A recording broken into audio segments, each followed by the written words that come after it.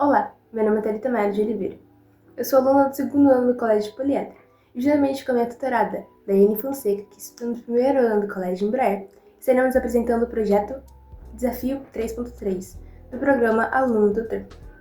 Para isso, abordaremos temas como comunicação e pensamento crítico. Ao longo da trajetória dos desafios, nós tivemos a oportunidade de conhecer mais sobre o pensamento crítico. Mas afinal, do que se trata? Pensamento crítico é a capacidade de um indivíduo de, ao receber uma informação, avaliar, estudar, analisar, refletir e questionar sobre ela, estudando assim sua veracidade, usabilidade e decidindo se irá absorver ou não alguma informação, sendo essa repassada através de notícias, jornais ou até mesmo oralmente. Conversando com a Daiane, nós entendemos que isso muito se revela no mercado. Mas como? As empresas, as marcas, a indústria precisam estar sempre analisando e levantando pensamentos críticos sobre o mercado, para assim poder avaliar se elas precisam se adaptar e como, de que maneira, ou às vezes dar um passo para trás e seguir em frente. Agora levantamos uma questão para você. Você já se viu em alguma situação na qual precisou se readaptar rapidamente e de forma urgente? Nós percebemos que esse cenário muito se repete nas nossas vidas, sendo academicamente ou também no trabalho. Isto é, os cenários que nós vivemos precisam que nós nos adaptemos rapidamente às suas alterações, às suas mudanças propostas. Assim, para exemplificar, nós trouxemos uma história de uma empresa muito conhecida entre nós, e também na qual nós usamos muito de suas ferramentas no dia a dia. Isto é, essa empresa precisou se reavaliar no mercado e analisar com pensamentos críticos sobre o cenário que ela estava vivendo. E assim, sua alta capacidade de rápida readaptação proporcionou a ela a permanência no mercado. Eu sou a Daiane e eu vou falar um pouquinho sobre a origem do Google, a forma como ele foi idealizado, vou citar alguns desafios e alguns aprendizados que o Google teve e vou falar também sobre um problema muito atual que o Google está precisando lidar. Um problema não, uma novidade que o Google precisa lidar atualmente. Vou começar com a origem do Google. O Google foi idealizado por dois rapazes, um norte-americano e um russo. O norte-americano se chama Larry Page e o russo é o Sergey Brin. Os dois eram estudantes de ciência da computação, estavam fazendo doutorado em ciência da computação e tinham um desejo em comum: criar uma plataforma que reunisse todas as informações existentes para torná-las acessíveis às pessoas. Eles idealizaram esse projeto durante uma pesquisa do seu doutorado, né? E, bom, para criar o Google, eles precisaram sair um pouquinho da caixinha. Eles não queriam fazer mais uma empresa que fosse apenas uma empresa de busca, de pesquisa, utilizada apenas para pesquisa. Eles queriam fazer algo diferente, algo mais interativo, algo mais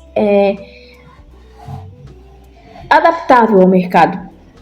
E eles conseguiram fazer. Obviamente que quando eles fundaram o Google em 4 de setembro de 1998, eles não esperavam que fossem tornar a grande empresa que se tornou.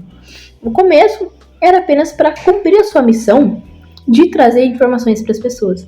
Mas isso cresceu muito e hoje o Google é uma das maiores empresas de software e de serviços online. O Google tem um foco muito grande no desenvolvimento de serviços e produtos baseados nas redes sociais, na internet. E, além disso, o Google ele possui, obviamente, a maior missão do Google como eu disse anteriormente, trazer informação às pessoas, só que também gerar um lucro. E o que eu acho muito legal é o fato do Google ainda trazer em si o espírito de seus criadores, ou seja, eles ainda trazem em si a readaptação que esses dois rapazes tiveram que ter para conseguir construir uma empresa do tamanho do Google. O Google ainda traz a criatividade, porque eles tiveram que ser muito criativos para saírem da caixinha e criarem algo que nunca tinha sido visto anteriormente. E é muito legal frisar que o Google hoje em dia ele tem até uma própria plataforma para colocar anúncios publicitários. Por exemplo, o AdWords, que é uma grande plataforma usada também para geração de lucro. E usada para publicação de anúncios publicitários. E o Google, sendo uma grande empresa, enfrentou grandes desafios? Sim. Alguns desafios que nós podemos levantar é a concorrência no mercado com outras plataformas que também envolviam pesquisa. Uma delas, a principal, foi o Facebook, que no seu auge de 2015 levantava grande concorrência em comparação aos clientes, ao público do Google. Além disso, o Google se viu em uma área na qual precisava absorver muitas informações. Por isso, planejar sistemas eficientes era muito essencial. Além disso, levantar novas ferramentas e comunicá-las ao público também eram grandes desafios. Mas afinal, entre tantos deles, como superá-los? Algumas soluções propostas pelo Google envolveram a atualização da sua identidade, que refletia muito a adaptação ao mercado. Isso é, eles envolveram criatividade, adaptação e acessibilidade ao público. Além disso, foram levantados muitos planejamentos de novas estratégias e ferramentas sendo analisadas criticamente. Isso é, eles levantaram muitas reuniões para sincronizar todas as ideias e levantar ideias que envolvessem realmente aquilo que era veracidade no Google. Além disso, eles tiveram a grande habilidade desenvolvida de comunicar as mensagens que eles precisavam através de elementos verbais e não verbais. Agora, avaliaremos e estudaremos um pouco sobre alguns ambientes desafiadores que essa empresa precisou enfrentar, como a pandemia, o fator da inteligência artificial e o momento de rebranding. Um grande desafio que o Google precisou enfrentar, não só o Google, mas toda a humanidade, com certeza foi a pandemia. Durante a pandemia, as empresas precisaram se readaptar, precisaram se reinventar.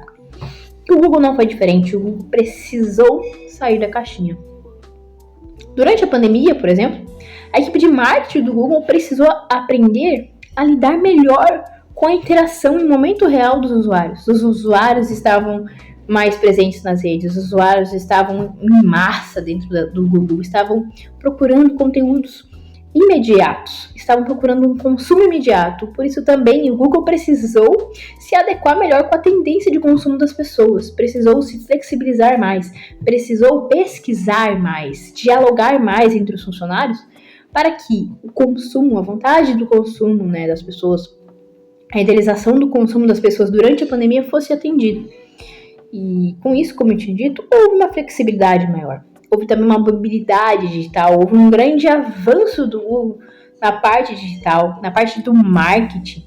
O Google precisou aprender a sair da caixinha para conseguir atrair essas pessoas que estavam em casa, impossibilitadas de fazerem as suas atividades cotidianas. E, além disso, o Google precisou lidar melhor com as questões dos custos. Então, os funcionários precisaram dialogar mais para que campanhas que não fossem necessárias naquele momento fossem evitadas, a fim de não trazer custos desnecessários para a empresa, que naquele momento também enfrentava um grande problema, porque a pandemia também foi um problema para as empresas. E com o Google isso não foi diferente, só que diferentemente de muitas empresas, o que o Google fez? O Google se readaptou e conseguiu usar a quarentena, o fato das pessoas estarem em casa a seu favor, trazendo ideias criativas e inovadoras. Bom, então o Google aprendeu muitas coisas com a pandemia. A equipe Google aprendeu a ser mais inovadora.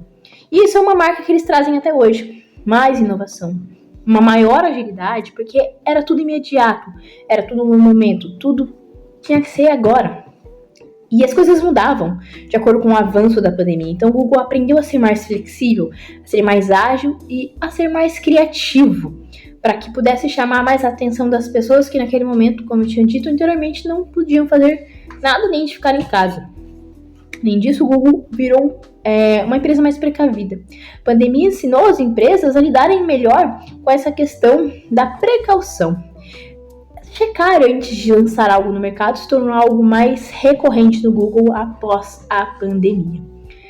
Mas com certeza o maior aprendizado que o Google pôde trazer foi o aumento da busca pela intersecção, pela mistura pela junção entre a criatividade, que é algo fundamental para qualquer empresa, para que possa se destacar das demais, a tecnologia digital, porque o Google trabalha com a tecnologia, com a mídia, também é um pilar muito importante da empresa, principalmente com a chamada equipe adrenalina, que são profissionais especialistas em redes, profissionais mais ágeis e mais inovadores, que tiveram um papel muito importante durante a pandemia e após ela. Agora, eu vou falar um pouquinho sobre um grande desafio atual que o Google vem enfrentando, que exige da empresa muita readaptação, muita criatividade, muita flexibilidade. Alguns fatores que eu sei anteriormente, né, que essa empresa adquiriu após a pandemia, só que isso precisa se intensificar ainda mais com a ascensão da inteligência artificial. Inteligência artificial ainda é uma tecnologia muito nova no mercado. É uma ferramenta ainda relativamente muito nova. Então, ainda é algo que causa temor em muitas empresas. Só que essas empresas sabem que precisam usar a IA a seu favor, porque a IA vai fazer parte de um futuro não muito distante. Com o Google não é diferente. O Google utiliza a inteligência artificial a seu favor, a fim de atrair mais usuários para si e beneficiar esses usuários. Esse benefício ocorre na área da saúde, por exemplo, com o Google Health. O Google Health é um aplicativo, uma plataforma utilizada, feita com o objetivo de auxiliar os usuários na questão da saúde. Além disso, a gente pode citar a Gemini. A Gemini, o que é a Gemini? É a própria plataforma de inteligência artificial do Google.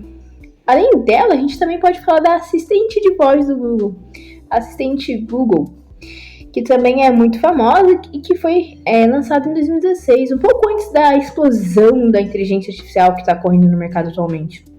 Além disso, o Google também lida com a questão de imagens, com a geração de imagens, com a melhoria de qualidade de imagens. E também outra coisa muito interessante que o Google utiliza bastante inteligência artificial é o Google Fotos. O Google Fotos é uma espécie de galeria onde o Google vai organizando a foto dos seus usuários, vai mapeando as características dos usuários a fim de poder recomendar fotos para, por exemplo, relembrar o usuário de algum evento, poder fazer algumas playlists, é como se fossem umas bibliotecas, separar fotos, utiliza também um sistema de reconhecimento facial para mostrar que pessoa está naquela foto. Então a inteligência artificial está muito presente também no Google Fotos, que é algo que é muito cotidiano nosso, algo que está presente no nosso dia a dia. Então o Google está presente no nosso dia a dia por meio também da inteligência artificial. Nossa apresentação já está chegando ao final, mas antes disso, nós gostaríamos de levantar o momento do rebranding do Google. O que é isso? São alterações na identidade visual de uma marca, em que ela precisa levantar novas mensagens. Mas qual a necessidade disso? Basicamente, uma empresa percebe o contexto, o cenário que ela está vivendo no mercado e percebe que as mensagens que ela estava passando já não estão sincronizadas com isso. Por isso, através de pensamento crítico, de análise, eles envolvem a comunicação como estratégia principal para reavaliar as suas mensagens e inserir novamente no mercado. Essa estratégia foi muito usada pelo Google. O rebranding envolveu muitas reuniões, como a primeira imagem, em que apresenta duas pessoas analisando algumas logos, e nesse momento elas escolhem também envolvendo escolhas sobre paletas de cores que são vivas e vibrantes nessa nova atualização de suas mensagens. Além disso, a escrita do Google com as cores azul, vermelho e amarelo na mesma paleta de cores revela uma sequência muito conhecida entre nós. Isso nos deixa a marca visual em que eles precisam que nós guardemos na nossa memória. Além disso, o último E, a letra E no final, ela é parcialmente rotacionada, no qual eles tiveram a intenção de passar a mensagem de não serem totalmente convencionais com o que acontece, ou seja, terem um pensamento fora da caixinha, propondo assim soluções que os usuários nunca viram antes. Além disso, os dots, são os 4 pontinhos que ficam se movimentando levemente, revela a dinamicidade, e envolve a transitoriedade em que o usuário está passando em determinado momento da plataforma. Os dots possuem a intenção de representar a inteligência oferecida pelo Google em suas ferramentas. Por último, a letra G, que possui as 4 cores oficiais do Google, é uma versão compacta, pequena, que em pequenos contextos nos fazem lembrar já de toda a empresa e usabilidade que o Google nos oferece. Essas são as nossas fontes. E o nosso muito obrigado pela sua atenção.